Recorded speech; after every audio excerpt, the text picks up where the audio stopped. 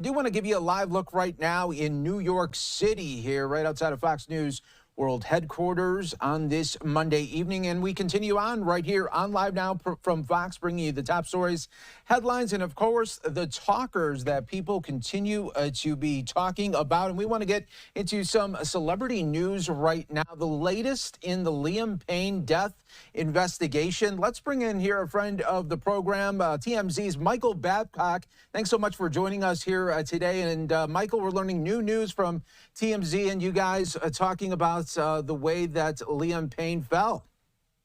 Hey, Mike, thanks for having me. Yeah, absolutely. I mean, obviously, it was a tragic incident when Liam Payne died at just 31 years old on October 16th.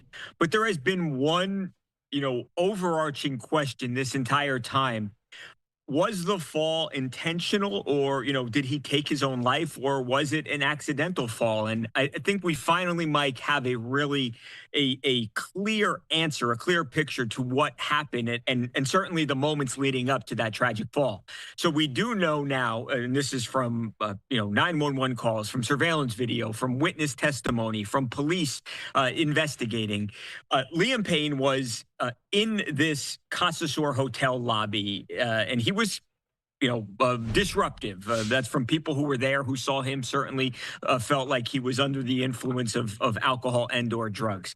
He is taken up, Mike, to his hotel room by 3 hotel employees. He's conscious, but they literally grab an extremity and they carry him up into the elevator. They go up to the 3rd floor. Now, when they get to his hotel room, Mike, there is a disagreement there. He clearly doesn't want to go into the room, but the hotel staff says, you've got to go inside. You can't be outside here with the public anymore. So he is put into the room, not before they actually take a mirror out of the room, presumably because they thought it might get broken. So they lock him in the room. He stays in there. Now, he has had a history in the past of escaping from rooms. He did not like being cooped up in hotel rooms. It went back to when he was a kid, a teenager, and he really couldn't leave his room as a One Direction member. So he had been known to escape from hotel rooms in the past, and it seems like that's what he tried to do here, Mike. He put a bag on, a bag that he did not have when he was in the hotel lobby. Why would you put a cap on and a bag on if you were just going to then, jump and take your life? No, it certainly seems like he was trying to escape the hotel room. They weren't letting him leave. He wanted out, and it seems like he was trying to, in this state where he was under the influence, try and climb down, and it obviously went terribly wrong. Yeah, just horrible to hear that news. And I think a lot of people want to know now, Michael, okay, for this hotel, what kind of pressure are they getting and what kind of investigation is this looking at? Because if you have a guest who is clearly maybe having a mental breakdown, is on drugs or alcohol, it would seem that you would want to have somebody look at him instead of just forcing him back into a room.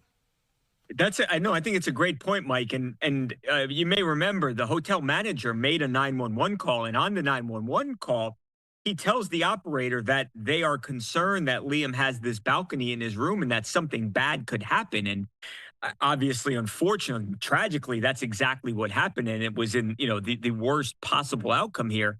So there have been 3 people who have been charged. You had somebody who knew Liam, who essentially was charged with deserting him. A lot of people had thought that charge sort of seemed like nonsense. You had a housekeeper who was charged, allegedly having brought him drugs, and a drug dealer. But you're right. A lot of people and people who are in Liam's life, that they think here, look, this hotel, they could have done something here to prevent this, that they knew he was in a bad way. And right, just like you said, instead of forcing him into the room and leaving him to his own devices, why didn't somebody stay with him? Why didn't somebody call help while they were with him and could keep an eye on him? And those are the questions that have not yet been answered. And a lot of people believe that the hotel is, at least so far, has been getting a pass.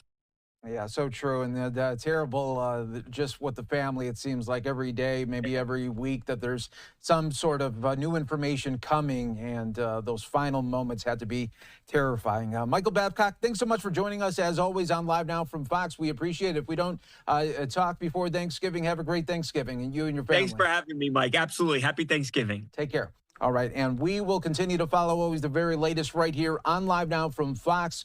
We'll be back in just 2 minutes with more news and updates.